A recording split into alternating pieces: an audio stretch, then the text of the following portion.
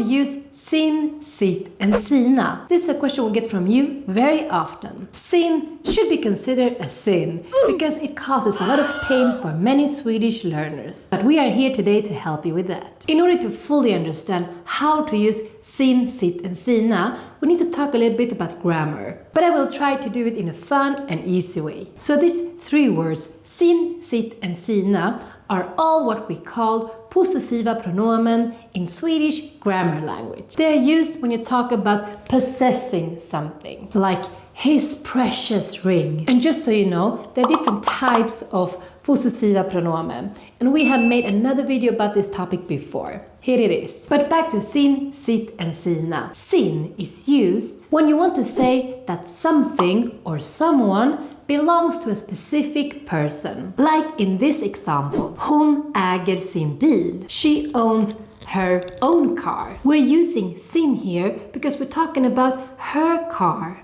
She owns it. But we also use sin and not sit or sina because car is an n-ord in Swedish, en bil.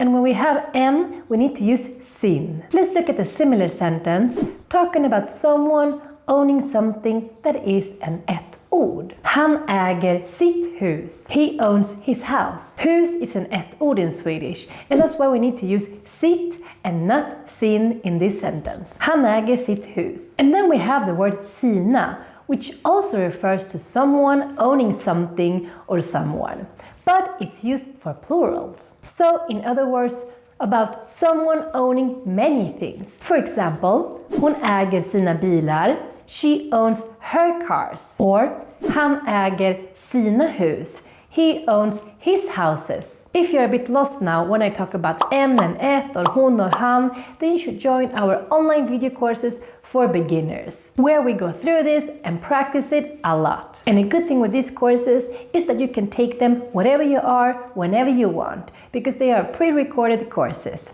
Here's the link for more information and to sign up. Back to sin, sit and sina. What else is good to know about these words? Well, they can only be used in what we say in grammar language in the third person. In other words, only when you refer to he, she, it, Daniela or they. So never when you talk about my, for example. So again, if you talk about me in third person, then you could say Daniela äger Danielas bil.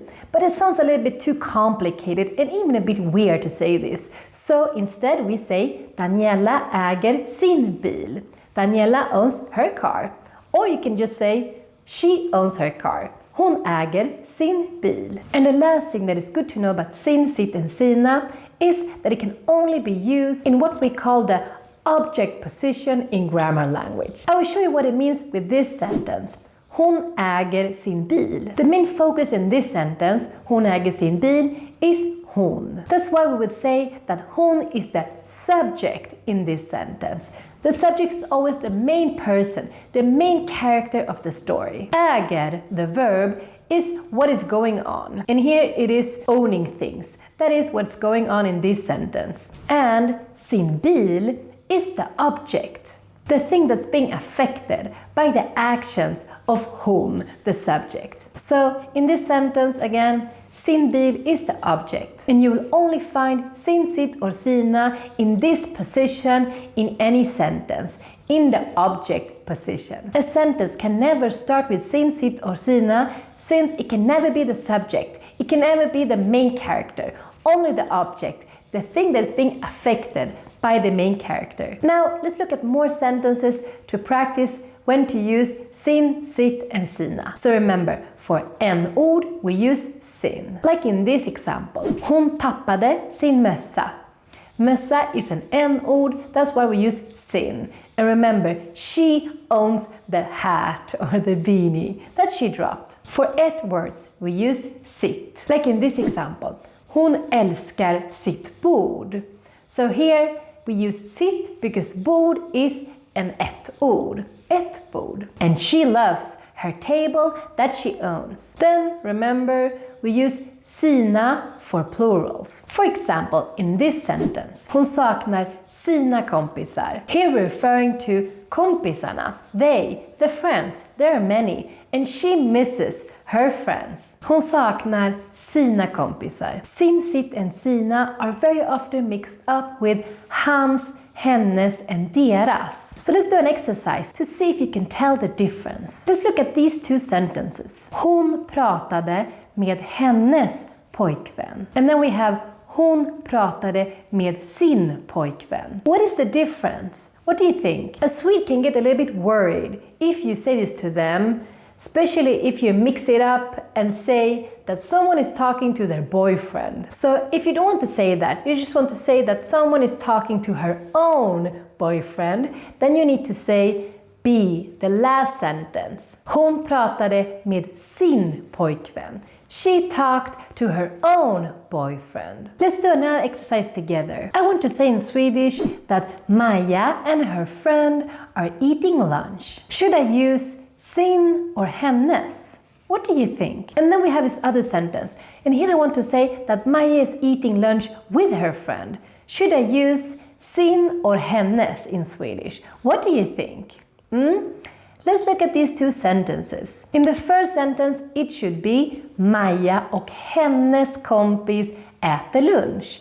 Maja and her friend are eating lunch. Here, both Maja and her friend are the subject. Both are the main characters in the story. That's why we can't use sin, because sin is only used in the object position. So that would not be correct. You need to say Maja och hennes kompis äter lunch. While in the other sentence, we would use sin. Maja äter lunch med sin kompis. Because Maja kind of owns her friend, is her friend, and she's having lunch with her. Maja is the main character, she's the subject, and her friend is just the object. And if you remember, we only use sin when it's in the object position. Like here. Maja äter lunch med sin kompis. In our Swedish courses, we do more exercises with sin, sitt and sina, so don't forget to sign up. And if you work for a company in Sweden, then you should ask your boss or your HR if you can have Swedish lessons with us at Fun Swedish. Here's the link for more information. Now, our last sentence. Fun Swedish älskar sina följare. Hej då!